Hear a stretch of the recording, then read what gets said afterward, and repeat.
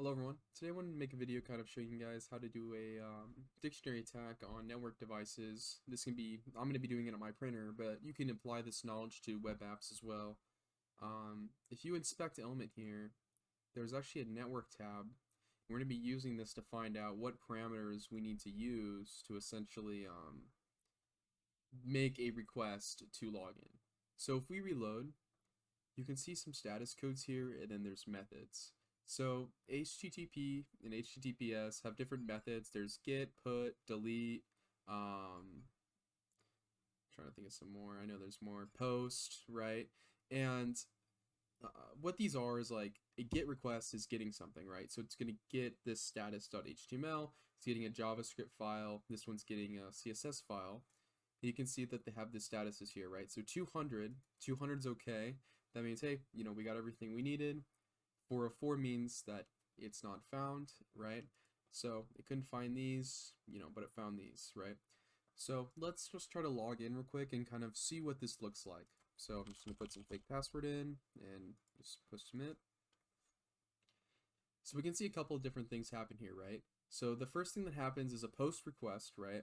And a post request is going to happen anytime we submit something. So if we're filling out a form, if we're going to user input is going to most of the time need post request. And so we also have, after that, a get request. Well, first of all, it has this 301 sign. So 301 is a redirect. So what it's doing is we log in, it redirects us to the password failure page, and then it gives us a 200 response. A little bit confusing. Normally, when you log in bad with a bad password, most of the time it gives you a 401 unauthorized. So most of the time when you log in with a bad password, it should just return a 401. In this case, it's a little bit more complex.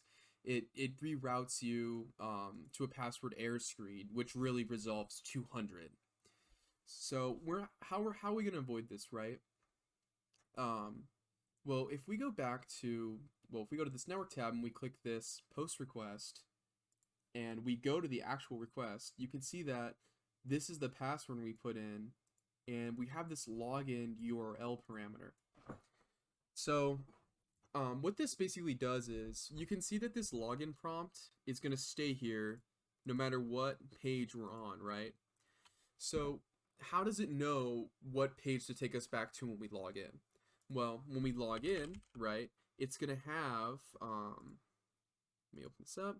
It's going to have this page as our login URL, right? So let's go here, post request, right? Request, oh, whoops. Let's try that again. There we go. And you can see that the login URL changed. So it knows, okay, well, send him to this URL if he does log in. If not, send him to the password error screen, right? So how can we manipulate this information in Python, right? So I'm going to open up a terminal here. And I'm going to just do vim. I'm just going to call this brother.py. And we're going to be importing a module called request.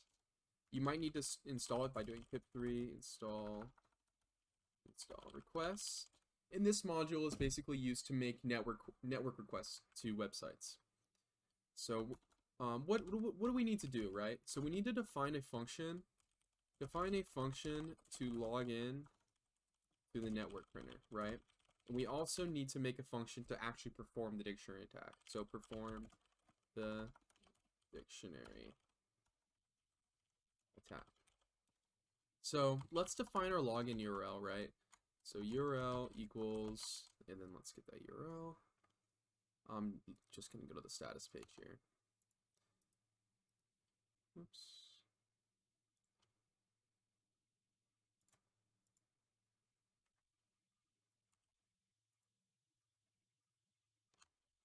Okay.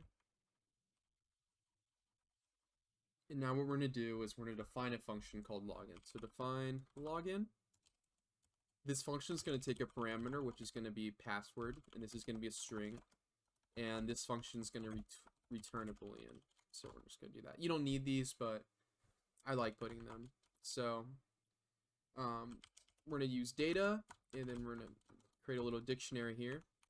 And let's go back to our request here. I'm just gonna send a new one. Right, and we can see this password value is B1D6. So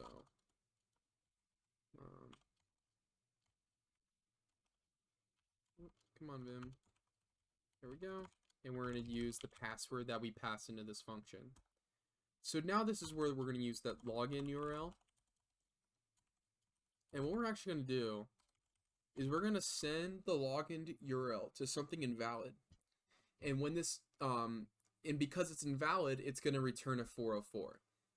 So because when we put in a bad password, let me go back. When we put in a bad password, it gives us a 301, which routes us to the password error screen, which resolves a 200 response. So when we log in and we set the login to URL to something invalid, it's just going to reroute us to something that doesn't exist, and it's just going to return a 404 error. So it's essentially a little way we can identify a good and bad response. So we're going to say response equals request.post. And we're going to say URL, comma, data equals data, passing that post data in. And then we're going to get the status code. So we're going to say status code equals resp.status code. And we're going to return if status code equals 404. So we know we have a good password when we get a 404 error, when we log in and we get routed to the bad login URL. So let's go ahead and define a password list, right? So password underscore list equals, I'm going to use the RockU one, so user share wordless, and then RockU.txt. And now we're going to go ahead and go down here. We're going to do define dictionary attack. And this is actually just going to call login. So we're going to do with open password underscore list, comma, and then we're going to open it in read mode. And this part, if you get confused, really don't worry about it too much. We're going to use the encoding mode Latin. So there's some weird strings in RockU that don't have the normal character set encoding, so we have to open it with specific encoding. So then we're going to do for password, oh wait, we have to do, sorry guys, as password list. And then we're going to do for password in password list. We're going to strip the, because we're going to be using Latin, it's not going to strip the end spaces, so we're going to have to do password.strip. If we don't do this, there's going to be a new line character at the end of each password, and that's going to mess up our validation. So now all we need to do is if login password, so if the login request succeeds, we're going to print the message, we're putting an F in front for format strings. We're going to say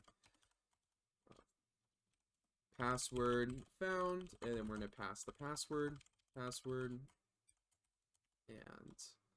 we're going to break, else, just we're going to print the password, right? So we're just going to say format string again, bad password, and then pass the password in the brackets.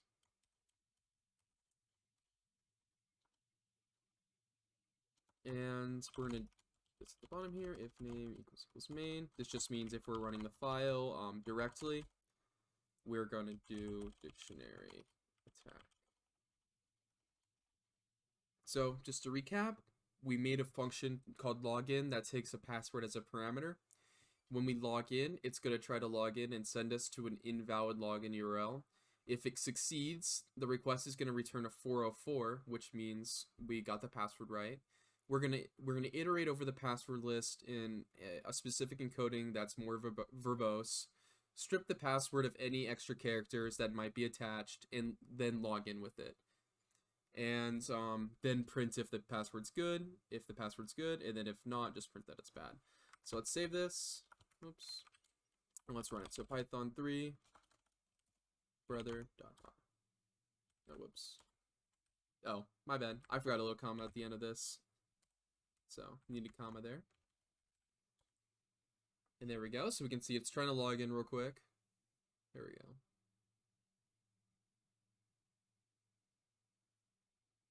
You could speed this up with threading or multi-processing or even adding asynchronous requests.